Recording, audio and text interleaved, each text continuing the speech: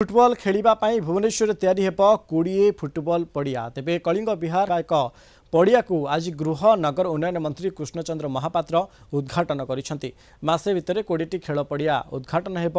कलिंग नगर उद्घाटित पड़िया 5 कोटी 50 लाख टंका विनिमय निर्माण होइछि। बीडीए 43तम प्रतिष्ठा दिवस पालन अवसर में नगर उन्नयन मंत्री एही सूचना दैछंति।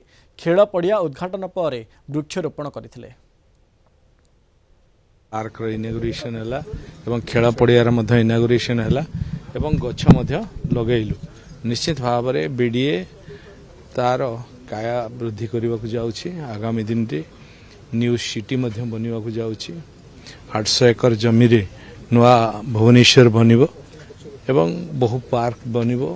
बहु आवश्यकता थिबा लोकंकर ताकू बनवा को जाउछि एवं टीपी स्कीम रे अधिक रु अधिक जगह को नहीं लोकों को उपयोगी करी से वाटर स्टोरेज ड्रेनेज रोड ये सब सिस्टम करी लोकों को पुणी भेटी देवार व्यवस्था बीडीए करुछि।